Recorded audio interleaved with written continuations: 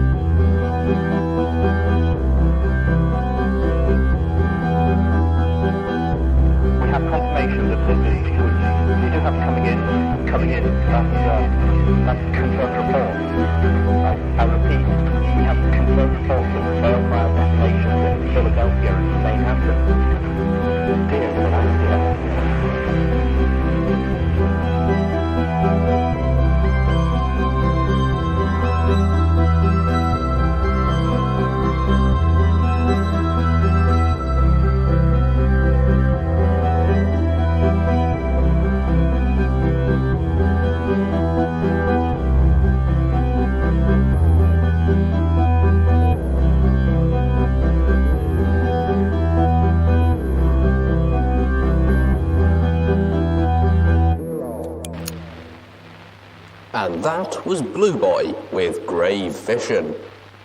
Hey there friends, I'm Nuclear Yuki, and welcome, once again, to a Nuclear Reading Show. Today, we're continuing on with Fallout Equestria by Kkat. Hey, if you're enjoying what I'm doing out here for the cold, dark wasteland, don't be afraid to tell your friends about me. And as always, since the gangs can be a bit feisty from time to time, Bethesda created Fallout, and My Little Pony Friendship is Magic was made by Hasbro. And with all that said and done, welcome, friends, to the wasteland.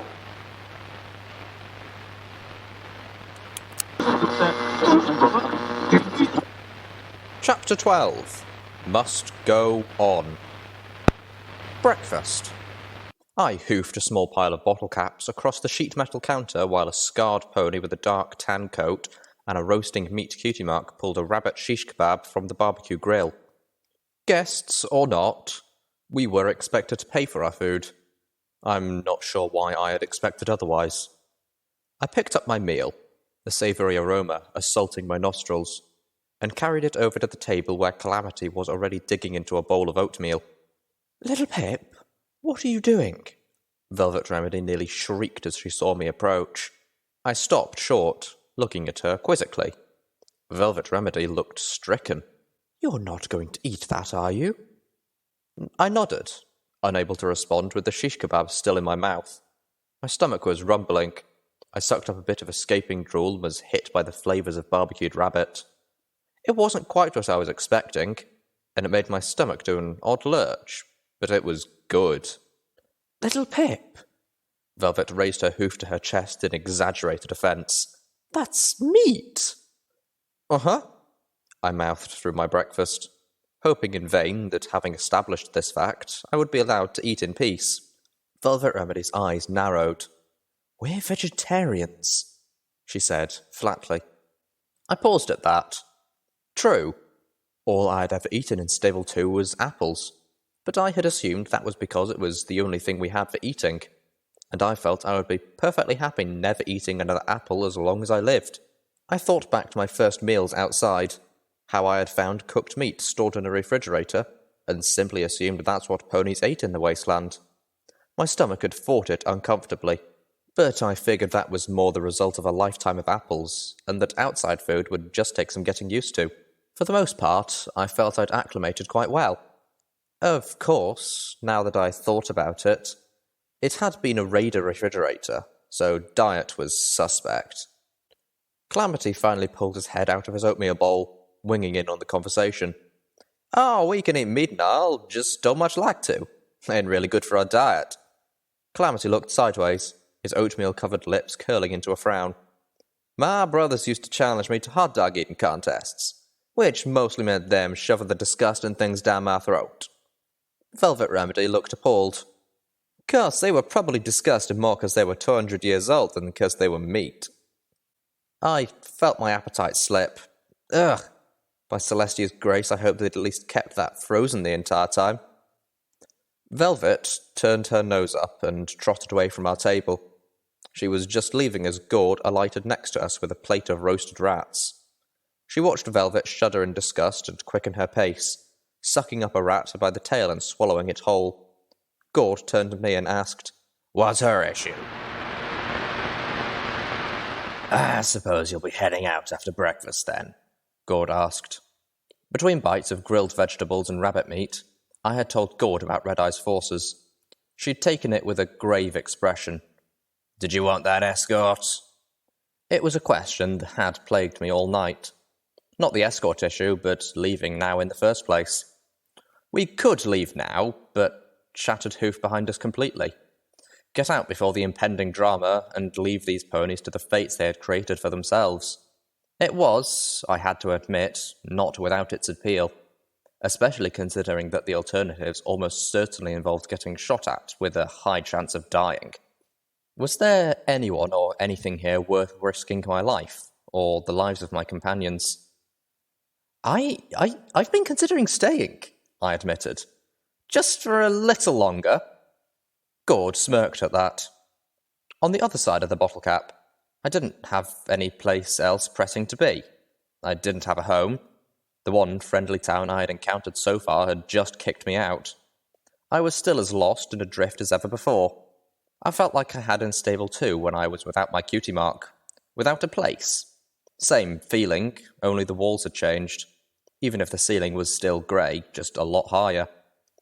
I was the pony with the pitbuck on her flank. A symbol that didn't mean anything special in Stable 2, didn't mean anything at all in the wasteland. Watcher had told me to search for my virtue.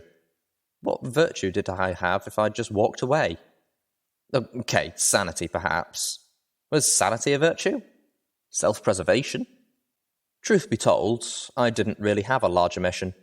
Personally, I found slavery a vile practice and I wanted to take on Redeye. And yes, I'd seen signs that Redeye was involved in something big, but it was only curiosity and worry that cajoled me into investigating. I could leave under the auspice that I was moving forward in the goal of stopping Redeye, if indeed that was going to be my goal. But the small army just over those hills were Redeye's ponies, and if I really wanted to take the slavers on, why not here? "Maybe we should talk," Calamity told me pointedly. Gawd was staring at me thoughtfully, obviously weighing options. Finally, she came to a decision.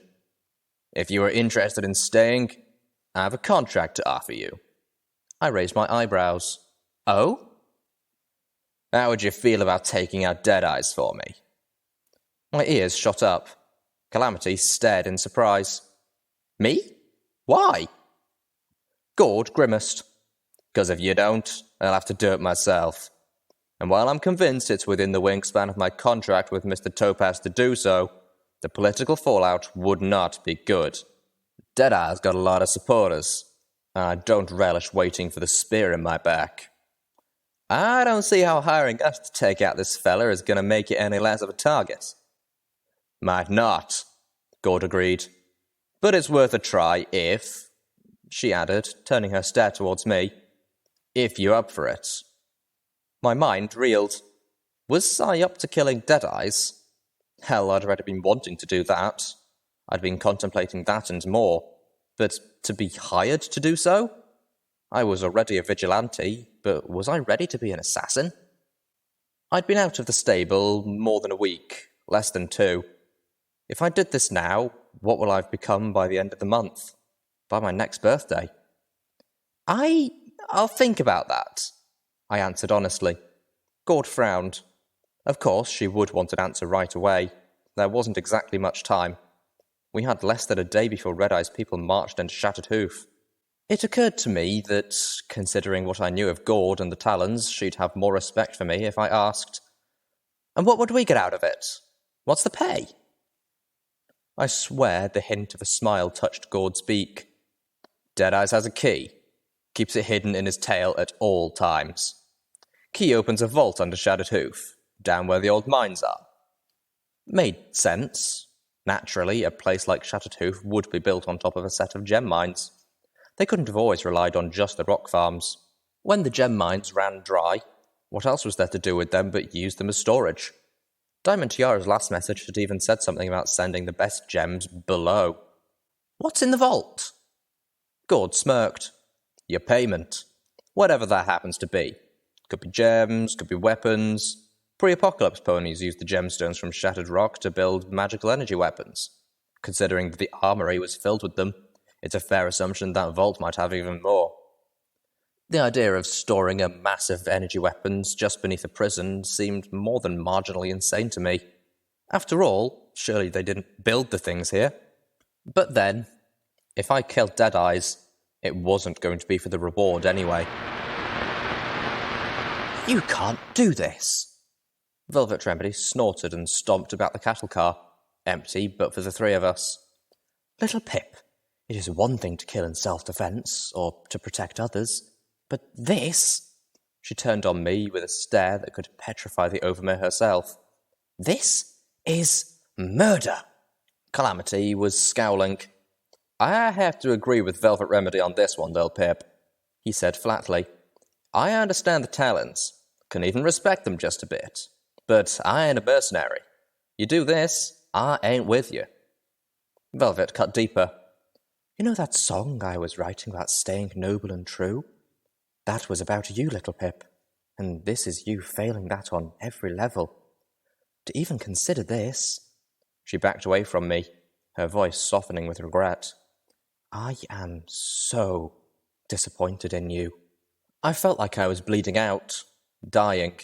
But the more they yelled at me, the more I realised I'd already chosen my course. I just had to make them understand why. "Silverbell!" Both of them quieted, staring at me. After a long, pregnant pause, Calamity asked, "What's Silverbell got to do with any of this?" I felt weak, but I clamped down on my resolve. "Silverbell's mother and father were murdered by raiders, and they made Silverbell and her sister watch. Do you remember that?" I could see Velvet Remedy's expression quiver.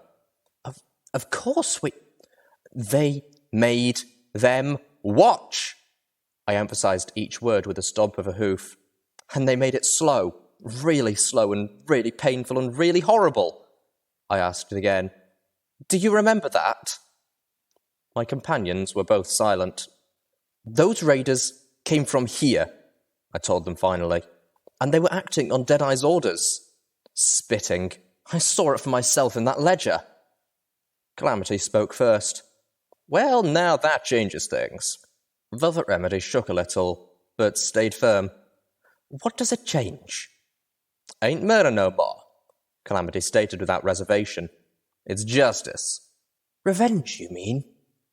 "Nope, I mean justice, pure and simple." Calamity nodded to me. "I am in." He glanced at my horn meaningfully. "How's your TK?" "Rested wonders. I won't be juggling train cars," I admitted. "But I think I can manage barrels. How's your wing?" Velvet Remedy's eyes jumped between the two of us over and over. With a touch of desperation in her voice, she tried, "Are you planning on finding out which raiders were involved and killing them too? Or are you just going to lay the waste to the whole of Shattered Hoof?" "They're raiders," Calamity said evenly, stretching his wing. "Honestly, I've been wondering just why we're helping them at all. I figure let them and the slavers duke it out, stomp down what's left." I had another idea. Actually, not every pony here is bad. I was thinking of the rock breaker I had talked with while he escorted me out. I believe this place could be turned around. Maybe become a trading town instead of a raider fortress. As the words came out, I realised they were horribly idealistic. But I pressed on. I'm thinking, kill Deadeyes. Find Mr Topaz and deal with him, amiably if possible, lethally if not, and leave Gawd in charge. Deadeyes had told me to come back for one more job. Feeling the comforting weight of little Macintosh in my saddlebags, my sniper rifle and assault carbine now returned to my back and side, I suspected this wasn't the job he had in mind, but his invitation was the perfect opportunity. I'd left Calamity back in the yard, reading through Zebra infiltration tactics, as I went in alone. He didn't like that one bit, but I had explained that I planned to take the long way, explore some of the wings of the Shattered Hoof that I hadn't seen yet, including how to get down to the mine below. Seeing the yard in daylight for the first time, Calamity had immediately spotted the metal plates of a hydraulic cargo lift, but the controls were damaged beyond repair. If it worked at all, it would only be from within the mine itself. There had to be another way. Somewhere there was a door that went beneath the prison itself, and I wanted to know where it was. Now, I suspected I had found it.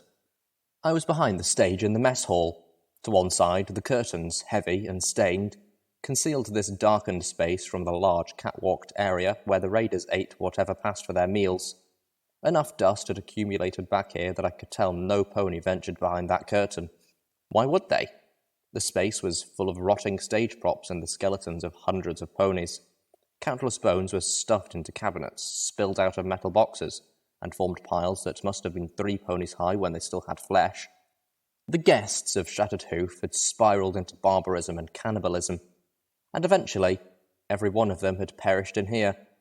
I'd found logs, I'd found graffiti. I'd wondered why I wasn't tripping over their skeletons.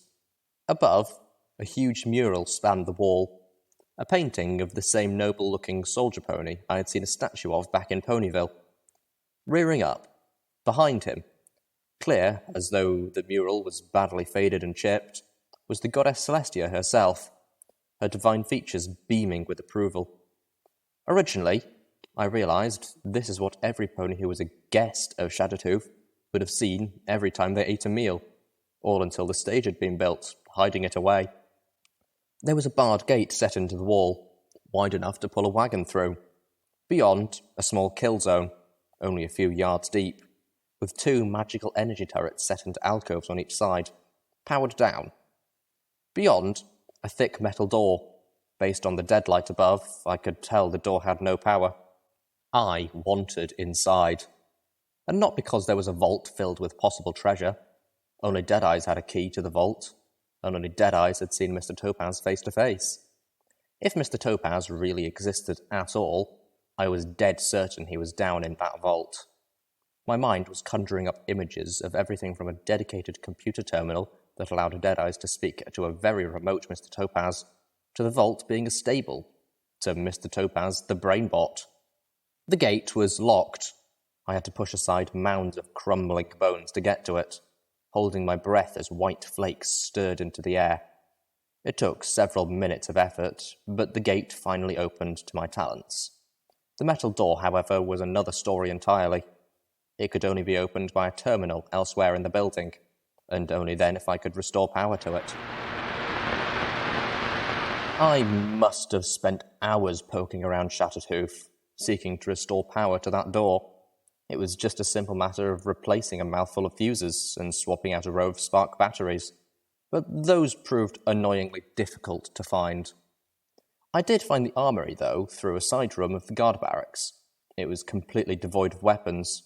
No surprise, as most of the raiders seemed to be armed with magical energy weapons that I assumed were looted from the armory.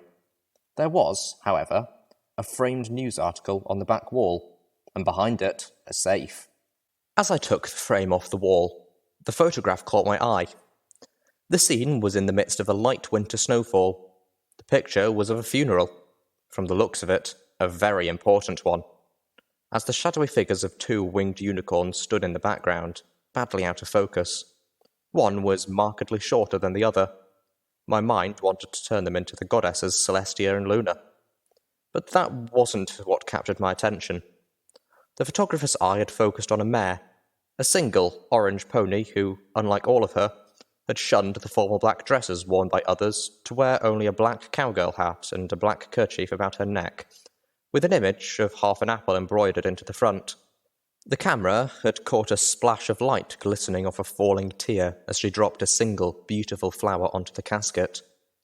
The mare's cutie mark, 3 apples, was identical to the design on Little Macintosh. All of Equestria mourns Big Macintosh, hero of Shattered Hoof Ridge. 2 weeks ago, we didn't even know his name, but when Big Macintosh leapt in front of a zebra assassin's bullet meant for Princess Celestia, dying instantly, he also leapt into the hearts and minds of every loving and patriotic pony, becoming a paragon of courage, bravery, and self-sacrifice to all of Equestria. Funeral services were held this afternoon in the western courtyard of Ministry Walk. By decree of Princess Luna, Pegasus ponies arranged for a light snow. The safe had opened to reveal 2 stealth bucks, the last spark batteries I needed, and a variety of ammo clips, which, according to the documents found in them, were magically enhanced. Bullets for Little Macintosh, the needle gun, even Calamity's battle saddle, plus 2 types for weapons of a caliber I was unfamiliar with, although I suspected one type was for the multi-barreled battle saddles I had seen the slavers use. I had just saddlebagged my new treasures and was putting the framed article back in its place when the sounds of talking raiders froze me. You sure they ain't gonna blow themselves all to hell back on the landmines? One voice, a stallion. A youthful-sounding mare snorted. Like I'd care that much if they did. You have any idea what those damned slavers did to my town? I hastily finished replacing the flame and hugged a wall behind one of the empty sets of ammo shelves, ears alert. Ain't you from Littlehorn? I heard they massacred that place. No, but it would have been kinder to. They took all the mares and bucks they could, killed the rest and left them dead and rotting where they fell. But the colts and fillies, Redeye doesn't have any use for kids, so they just left us behind to fend for ourselves. After a moment of awkward silence, she continued. Place went bad real fast. Hell, it was bad to start with. So many of us seeing our parents sliced and splattered. But it got a whole lot worse. Got my tail out of there quick as I could. So personally, I'd be more than happy if a good deal of this raiding party died screaming with their legs blown off.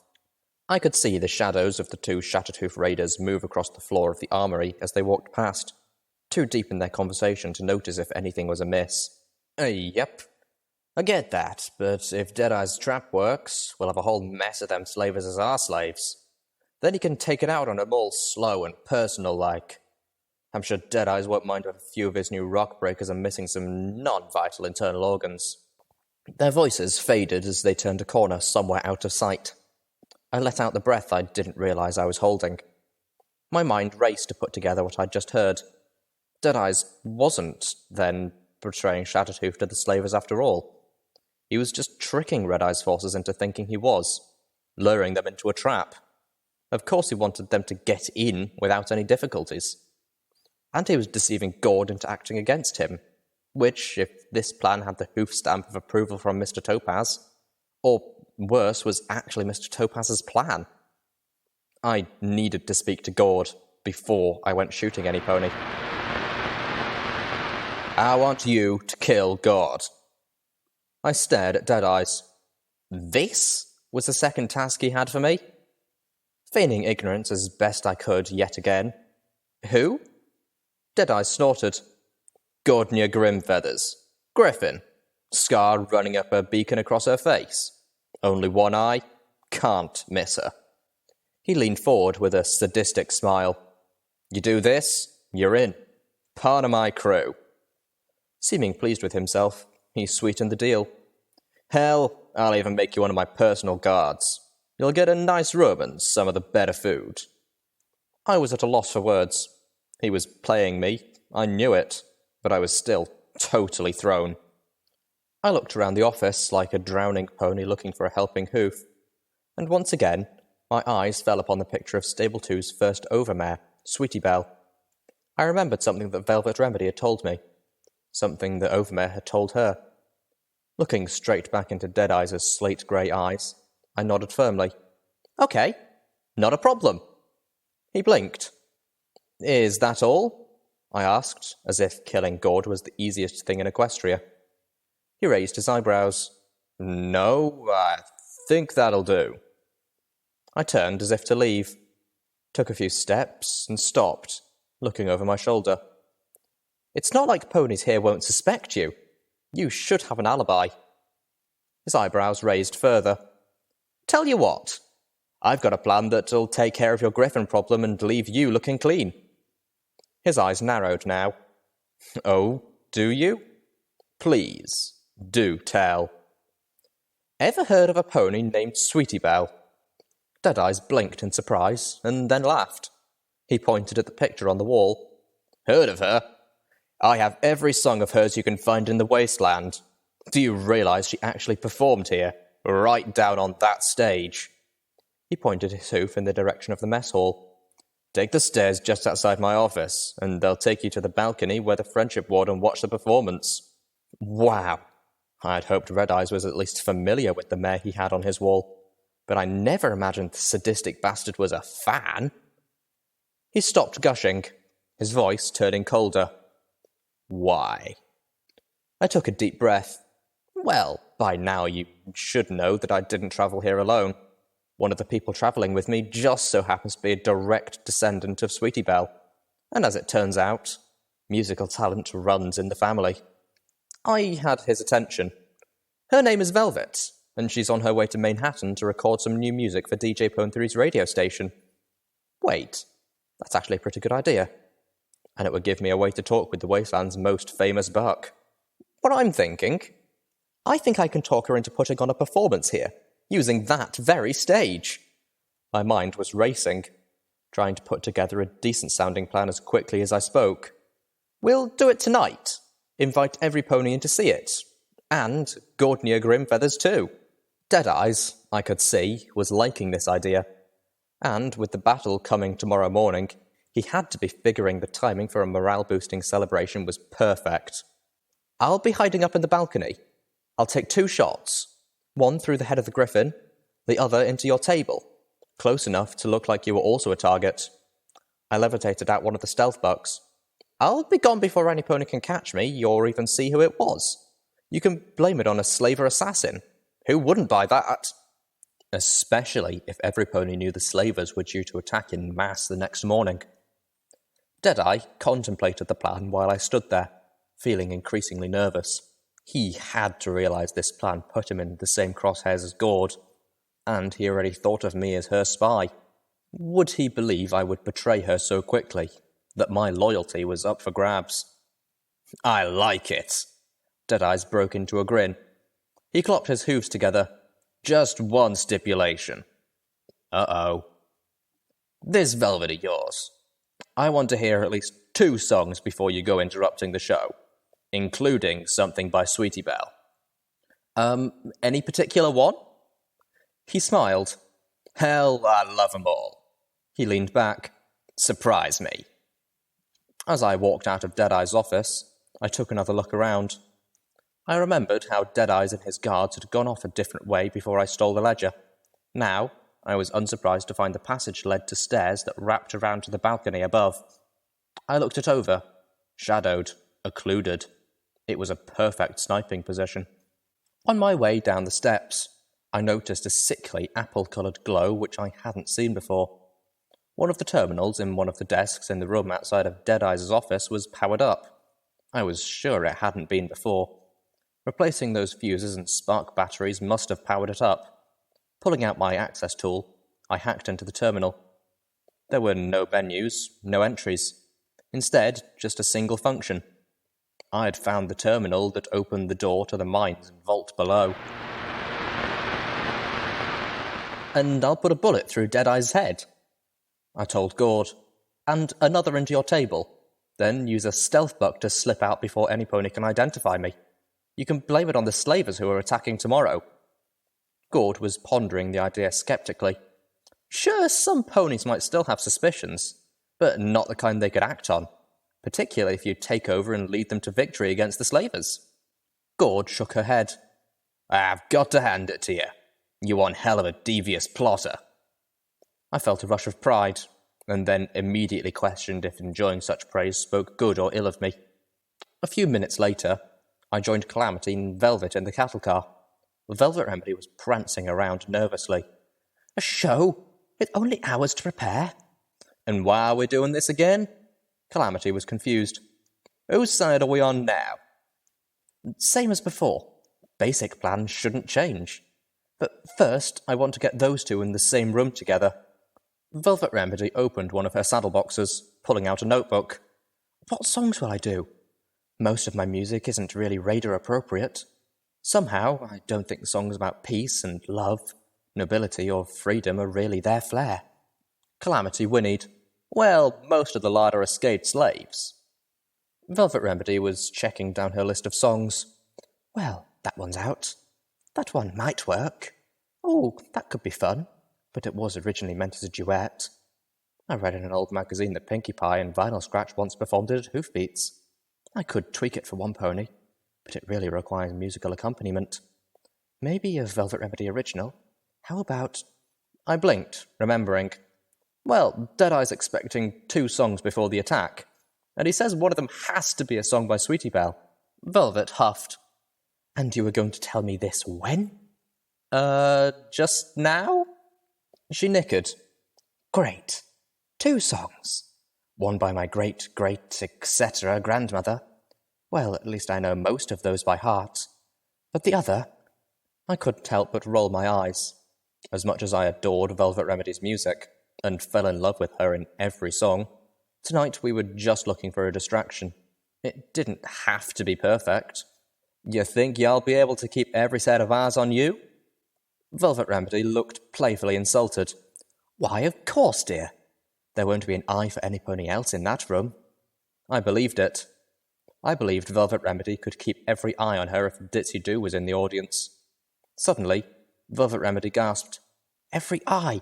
I'll need a bath. Oh no, what am I going to wear? I can help with that. Velvet cocked her head. No, thank you. I can bathe myself quite well enough, dear. I stammered, flushing hotly. That wasn't what I meant. But now she had said it, I couldn't drive the image out of my mind. My heart fluttered in my chest. Calamity neighed and turned away. I'll give you two some private time, sir.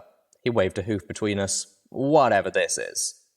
He made a quick exit, muttering something about helping Gawd's ponies get their magical plasma cannon up and running before Redeye's forces got here. I wasn't paying any attention. I only had eyes for Velvet Remedy, and I could feel my face burning. I stomped. I meant I have the perfect thing for you to wear. Focusing my magic, I opened my saddlebags and slid out the most beautiful dress in the wasteland. My find from the Carousel Boutique. Hey there, friends. It's Nuclear Yuki once again. Now, I, of course, don't have the original recordings for this, so you'll just have to do with me reading the lyrics out loud. How can I fix this? How many times must I try? Please, this time, let me get it right. Get it right. Velvet Remedy was gorgeous. The dress was perfect on her, making her more stunning than I'd ever seen her before. Her horn was aglow, and the stage awash with warm, coloured light that shifted with her voice and the mood of the song. I rear up on my hooves, throw a buck up in the air, and let firm resolve overwhelm my despair. She'd chosen as her first number that same incredibly heartbreaking song from the radio, something every pony would be familiar with, and she was doing it justice. She was magnificent. I crouched on the balcony, covered in the ever-disgusting mattress cover. Sats was ready. My sniper rifle was loaded and tucked at my side. I actually hated myself for planning to ruin her performance. Deadeyes hadn't been stupid. When I entered the balcony, I'd found a note that had been left for me. 1 shot to the target, 1 to the table. The stage is rigged to explode if you shoot anything else. Celestia, burn him. Even if I could get a message to Calamity, he was no better at disarming explosives than I was. Out of petty spite, I stole his copy of Applied Gemstones. Velvet Remedy drew the song to a tear-jerking close. The audience, scores of raider ponies, sat utterly stunned. Even Gawd's beaker dropped open. There were several seconds of dense quiet. The stage going dark, save for the faintest glow from Velvet Remedy's horn. Then an explosion of hoofbeats shook the mess hall, vibrating the balcony and sending bits of debris down from the roof as dozens of ponies hoof-stomped in applause. I caught Deadeyes shooting a glance up at the balcony. Out of the corner of her eye, Gawd caught it too. She dipped her beak into a tin drinking cup, her gaze never leaving him. New music began to swell from the stage, an orchestra in a single horn. Velvet Remedy began clopping a hoof on the stage, setting a rhythm. Soon, most of the ponies in the hall were matching her stomp. Enough of this slow stuff! Who's here to party? She bellowed out, drawing a roar from the crowd. My ears were up, my eyes widened, and for a moment I completely forgot about the sniper rifle at my side. All that mattered was that I didn't recognise this music. I'd never heard this song.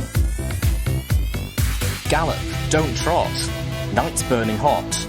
Don't make me wait to go. Bands playing loud, screams of the crowd. Here's what feeds my soul. If you're not smiling, you're not trying. Start a riot, don't be quiet. Hoof to the floor, just give me more. I need my rock and roll. By Celestia's grace, she's going to set off any explosive onto that stage herself. I floated up my sniper rifle, now terrified of letting her complete the song.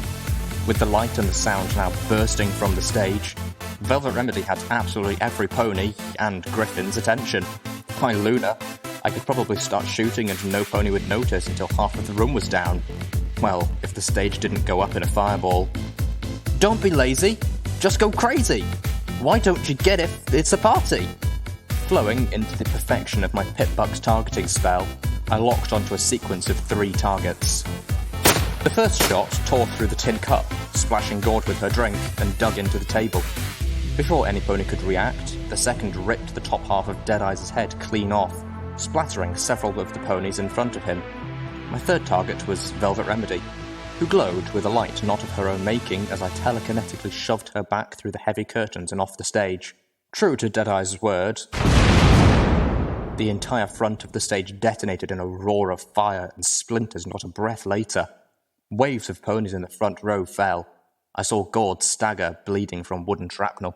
I activated the stealth buck and galloped silently towards the stairs. From below, I could hear some pony yelling, "It's the slavers! They're attacking early!" It was a completely fair assumption, I thought as I hit the stairs. I was halfway down when an explosion from somewhere outside let me know the panicking pony hadn't been completely wrong. As I raced for the terminal, my mind boggled at the coincidence.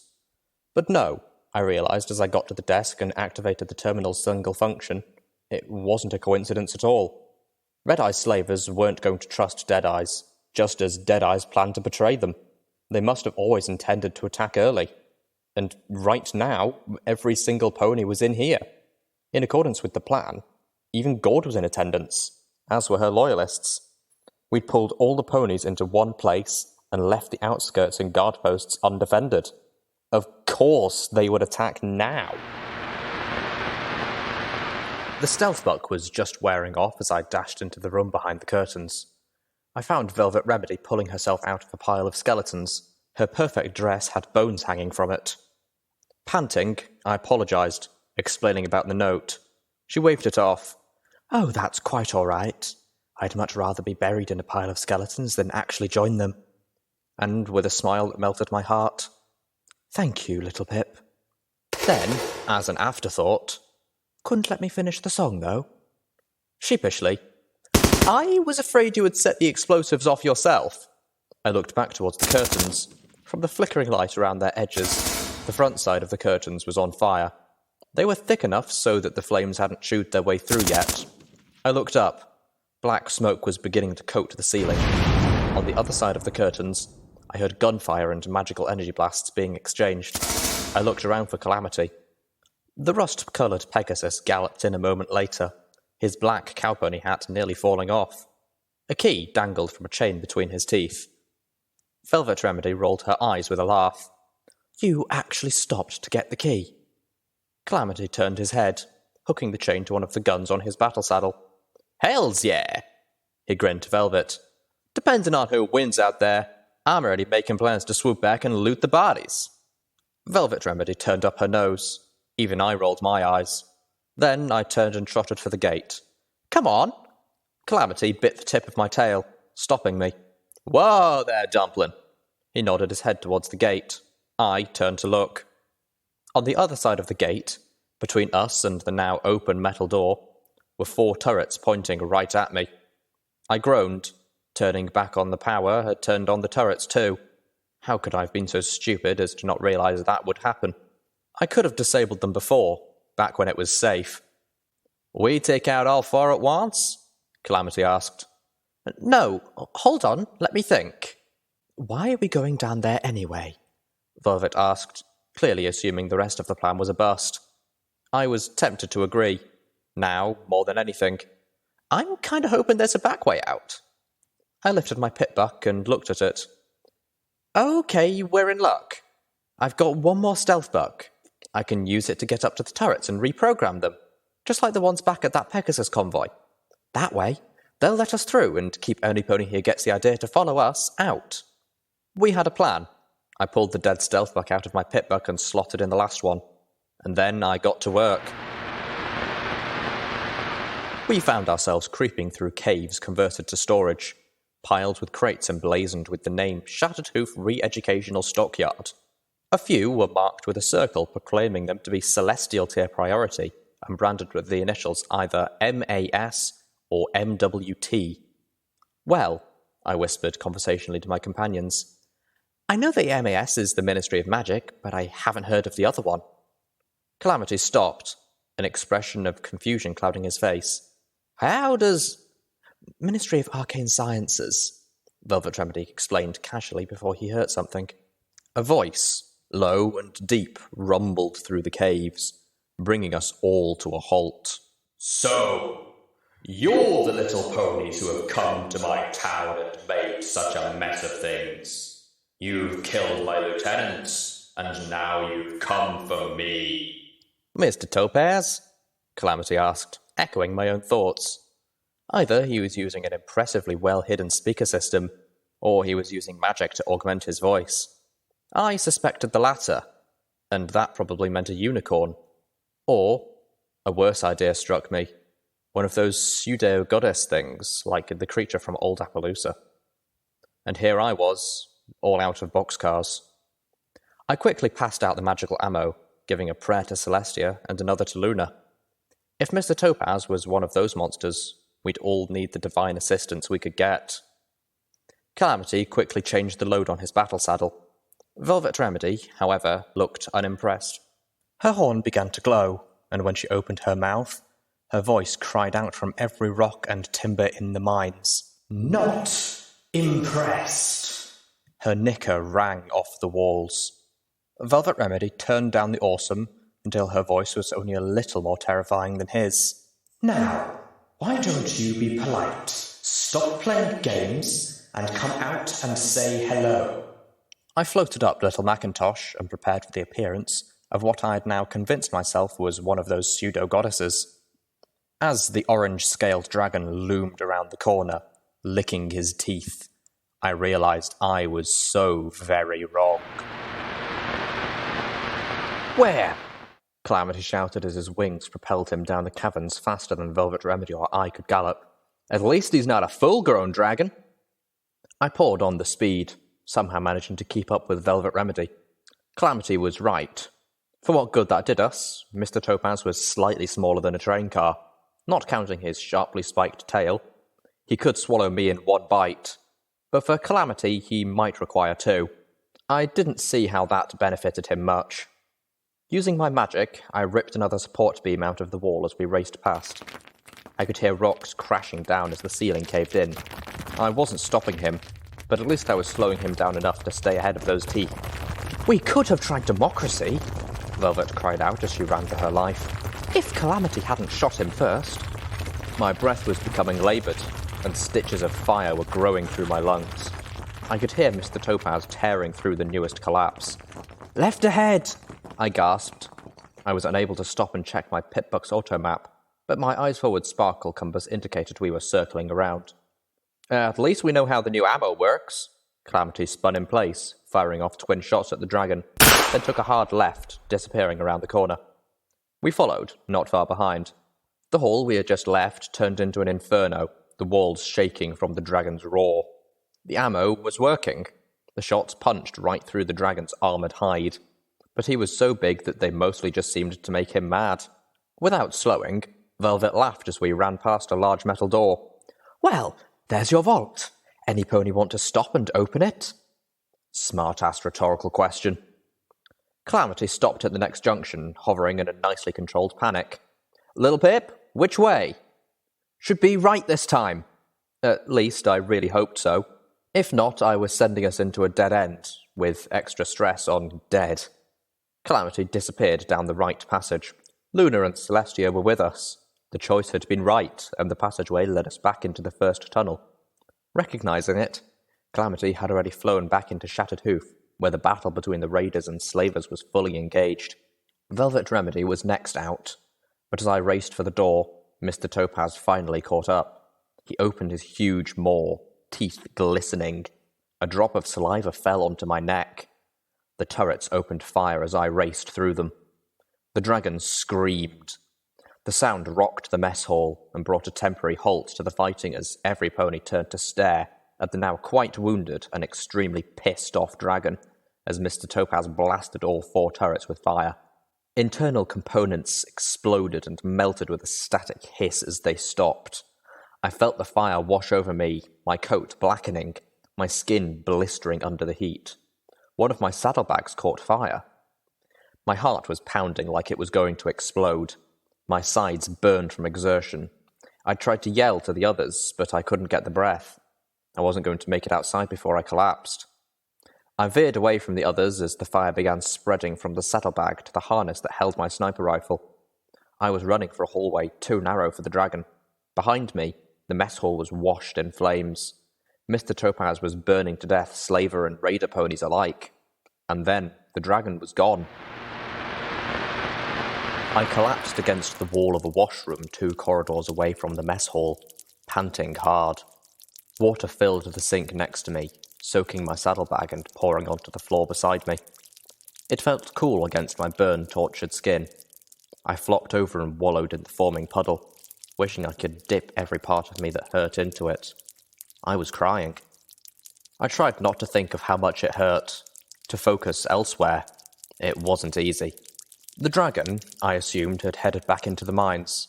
He could fly around the mess hall all he wanted, but the rest of the halls were far too narrow for him. He was probably born down there, or... Velvet Remedy collapsed next to me, breathing heavily. It was nothing short of miraculous that neither of us were more gravely injured, much less dead. I tried to get up, but now that I'd stopped, my legs were refusing to work again. "Where's the dragon?" I panted, searching for confirmation of my theory. Velvet Remedy just shook her head. She didn't know. "Where's Calamity?" "I don't know. Lost track. Damn it." Calamity wasn't foolish enough to go back in there after him, or the vault. Was he? No, of course not. He just got separated, that's all. But if the slavers and raiders were still going at each other in the yard, it wasn't safe to stand around in the rendezvous point. Would he fly back to Junction R7 and wait for us there? Or engage the ponies fighting in... Oh, blessed Luna! "Little Pip?" Velvet Remedy, as exhausted as she was, held her ears alert. I realised that that giant hole torn in the razor wire over the yard must have been the work of the dragon. And that led me to... "The cargo elevator! The dragon's going to come up through the rock yard!" I hissed in pain as I tried to move. Velvet Remedy looked at me with alarm. "Little Pip! Here, let me." She weakly opened one of the yellow medical boxes she used as saddlebags and pulled out the very last of our healing bandages as well as a syringe. "This will dull the pain," she panted slowly. "Trust me, you'll need it." She was very right. The painkiller helped, but I screamed anyway. When Velvet Remedy had finally finished, I felt lightheaded and my vision was blurred with tears. I moaned weakly, my knees trembling, as I finally got to my hooves. "Little Pip, you're in no condition." But there was no conviction in Velvet Remedy's voice, just sorrow. She knew as well as I that we couldn't stay here, and she knew I had to try to help Calamity. "Do we have any buck in our supplies?" I bit my lower lip, hating to ask her for such a thing. Velvet Remedy spared me her usual gasp of disapproval, simply bringing out the bottle and passing me a few of the yellowish-orange pills inside. "Thanks," I whispered, floating them into my mouth. I stuck my head under the waterfall spilling out of the faucet and swallowed them without chewing. It took a few moments, long enough that I feared it wasn't going to have the effect I needed. A burst of energy flooded through me. I felt stronger, faster, less exhausted and more awake. This was good. This would definitely do. I lifted my soaked saddlebag out of the sink and back onto my flanks, hissing as they rubbed against my bandaged skin. On second thought, I thought, lifting it off and letting it float beside me. Turning to Velvet Remedy, I made an effort to keep from sounding bossy. "Velvet, would you please try to find Calamity? Just be careful, don't get caught by any pony." She nodded. "And what are you going to try to do, little Pip?" I glanced towards the door. "I'm going back down. If I'm going to get to that vault, if we're lucky, there'll be something inside that'll give us a chance against that dragon." "But," Velvet Remedy frowned, "little Pip, you don't have the key." With a smile. "When have I ever needed a key to get past a lock?" The mess hall was a slaughterhouse.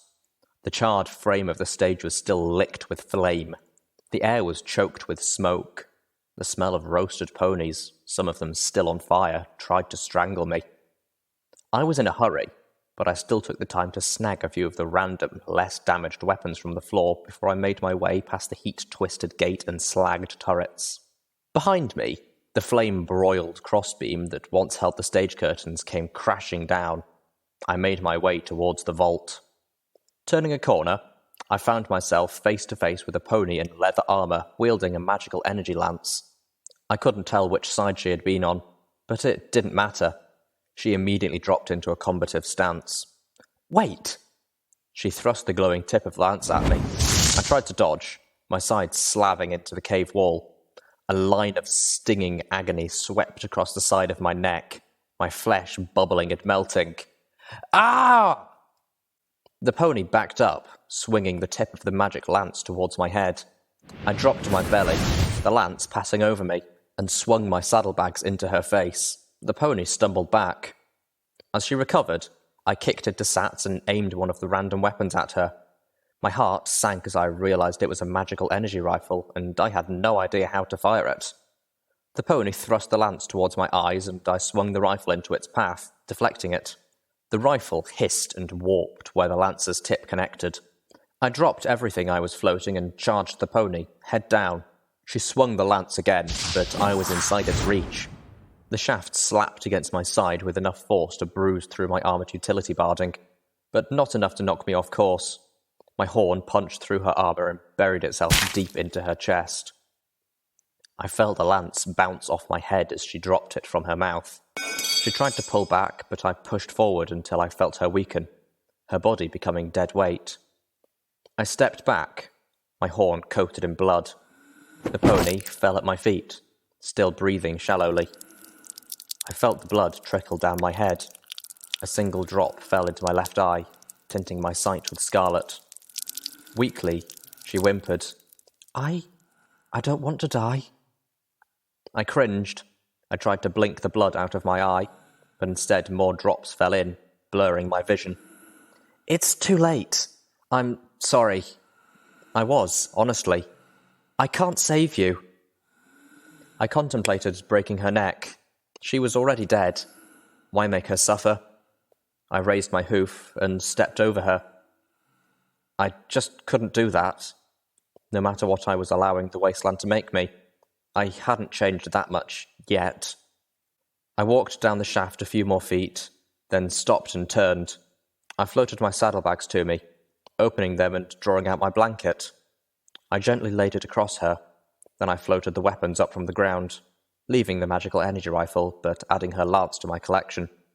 I didn't have any further trouble before reaching the vault. The tumblers fell into place and the metal door to the vault unlocked with a click. And then all the alarms went off. Apparently, while I didn't need a key to open this door, I did need it to do so quietly. I planted my forehooves on the heavy metal door and, straining, pushed it open, something I almost certainly couldn't have done if I wasn't hyped on Buck. I stepped into the darkness beyond and focused, increasing the light of my horn to illuminate the room. There were many things I'd been expecting. This wasn't any of them. The room was filled, top to bottom, with shelves of memory orbs. Each orb was tagged with a date and a guest number. There must have been hundreds of them. My ears and tail drooped. There was nothing in here that would help us against... Well, aren't you insistent? I spun around. Mr. Topaz was crouched at the door of the vault, the dragon's head sticking in. He was too broad at the shoulders to fit, but he completely blocked my only exit, and one breath of fire would incinerate everything in the vault. I was just on my way to chomp a few of your friends outside, particularly that delicious-looking Pegasus, when you just had to ring the dinner bell. I was able to back just out of chomping range before my tail hit the back shelf, sending memory orbs falling to the floor. I looked around frantically, but there was no place to hide or flee. You just had to get yourself eaten first. I admire that perseverance. The dragon joked wickedly. First? Mr. Topaz was sadistic, but at least he was talkative. If I could keep him speaking, maybe I could figure a way out. I tried racking my brain for some telekinetic trick that could save my hide. Oh, the gemstones are dessert, of course. You ponies, you're the main course. The dragon scowled, making me want to scream. Of course you went and mucked everything up. I spend all this time and effort ensuring a harvest perfect for a final pre-sleep meal, and now most of them are dead. His glare was filled with hatred. You little ponies taste so much better alive. I backpedaled, pressing myself into the shelf, knocking down dozens of the little mystical orbs which scattered across the floor, rolling in all directions. The dragon's gaze was drawn momentarily to one of the rolling balls. What exactly were you expecting to find in here anyway? Mountains of gems? Because you thought I'd enjoy needing to call down that imbecile Deadeyes every time I got a bit peckish. Did you even look in the crates? No. He laughed, the breath of his merriment heating the room until I felt I would faint. I lost all focus, my saddlebags and collected weapons clattering to the ground. He glanced at them with amusement. Or was it weapons? Did you hope to find a magical shotgun of dragon slaying, perhaps? Because there would never be any dragons suicidal enough to keep something like that around the house. No, I said again, although this time he had been fairly on the nose. The dragon reached into the room and flicked one of the orbs at me with a claw. Go ahead. Try one. You died for this after all. I was going to die. Hesitantly, I reached a hoof towards one of the orbs, but then drew it back. I was sweating profusely. The heat in the room was draining my strength. Soon I wouldn't be able to stand. And still, the only strategy I had was to keep him talking. What are they? Confessions. The dragon smiled cruelly. Seems the old mayor of your Ministry of Morale didn't exactly trust normal methods of interrogation. Some incident in your youth or something. So instead, they trained up unicorns like yourself to sift through other ponies' memories, find the condemning thoughts or experiences, and rip them out for public record. Didn't want any innocent ponies getting sent to Shattered Hoof, after all. Why, that's... Of course, not every pony came out of the process in the same condition they went in, mentally speaking. But what is it you ponies say? Can't bake a pie without dicing some apples? He laughed again. This time I did lose consciousness. Only for a moment, I think, but I found myself laying on the floor with no memory of falling. That's awful. The dragon stopped laughing. You see, little pony. Look at what you ponies are doing up to each other there. Look at what you did to each other in here. What makes you think your pathetic, wicked species is worth being anything other than dragon food? I tried to get up, but I just couldn't. The heat was making all my burns blaze in agony. I felt like I was on fire again, only this time it was worse. I cried out. The dragon was going to eat me. There were no options, no tricks, no other ways out. I was going to die here, like this, alone in a tiny metal room underneath a prison. But still, I tried to answer. Not all of us. Of us are bad. Some of us are good. The dragon snorted, adding smoke to the heat. Yeah, I can see that. He was staring at me, and it took a moment to realize he was staring at my horn. The heat had caked the blood. Mockingly, he offered, Well, I suppose some of you are good, with ketchup. Makes you little ponies nice and slippery before going down. I cringed, fearing he would laugh again. The air was almost too hot to breathe. Although, personally, I prefer mustard. The mine shaft outside erupted in green liquid fire, the blast catching the dragon in the side with enough force to yank his head out of the room, sending him sprawling. Yeehaw! Blessed cool air swam into the room, clearing my head. That was Calamity's voice. How'd you like them apples? Calamity flapped into view, carrying the magical plasma cannon from Junction R7. Hey, Lil Pip. Boy, am I glad to see you're okay. Sorry it took me so long to get back. These things are heavy when not properly mounted. The monstrous, tri-barreled weapon was bigger than he was, strapped to his underbelly with its power array attached to the top of his battle saddle with rope. I found myself giggling half hysterically. You look ridiculous. Yeah, well... Calamity's jovial voice cut off. Oh, you have got to be kidding me. What? He's getting back up. Run! Run was a bit more than I could manage. A third of my body felt like it was being held to a flame. I staggered, trying to focus. My saddlebag started to lift. Calamity fired again, a blast from the cannon obliterating the air, the kick sending the Pegasus pony hurtling backwards. The dragon roared in pain and rage. Glorious Luna, what does it take to kill one of these things? Telekinetically grabbing the rest of my possessions, I dashed out the door. Calamity was biting off the ropes holding the cannon. Can't carry you and this at the same time. I looked back. The dragon was badly wounded, possibly mortally. One of his wings was warped and deformed. The scales on his side had melted back against his ribs. One of his legs was a deformed stump. And still, he was getting back up. His eyes filled with rage. He opened his mouth to bellow fire. The fire was only a fraction of the blasts he had managed before. I felt the wave of superheated air that rode in front of it, but the flames didn't reach us. Moments later, Calamity was pulling me through the air, up and out of the hole left by the lowered hydraulic cargo lift and into the cloudy sky. We shot past Gawd, engaged in brutal aerial combat with 2 griffins from the slaver camp. Out of the corner of my non-bloodied eye, I saw her draw that magical energy shotgun and empty it point-blank into the breast of one of her opponents. Beneath us, the chaos of warring ponies filled the rock yard, explosions and bursts of magical energy forming a violent dance of carnage around the dark, hollow square of the lift. The dragon, impossibly, followed. Even with its ruined wing, the dragon was faster than we were, tearing through the hole in the razor mesh in pursuit of us. Calamity would have been more manoeuvrable had his wing been fully healed and he wasn't carrying the extra weight. As it was, we were a 2-pony flying brick. As the dragon drew closer, Mr Topaz opened his maw wide. Glancing back, I saw rows of viciously sharp teeth surrounding a dark, insatiable gullet. I had an idea. Keep flying straight. Calamity grunted, straining his wings for more speed.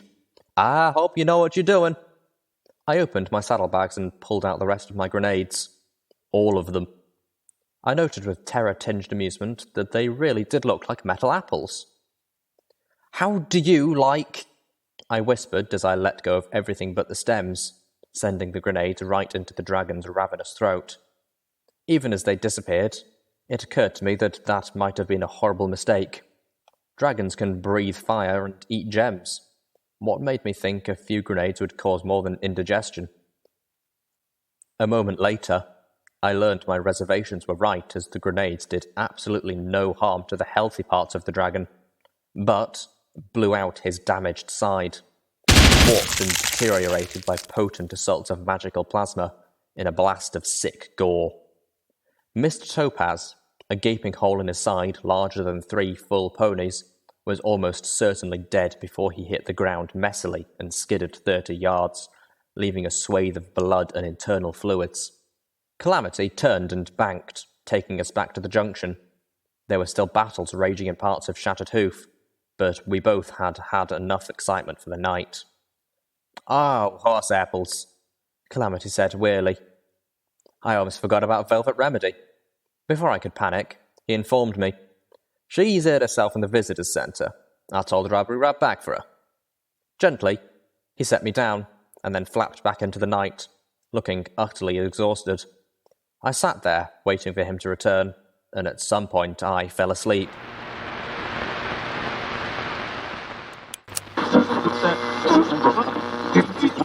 Footnote. Level up. New perk. Sniper Pony. Your chance to hit an enemy's head in sats is increased by 25%.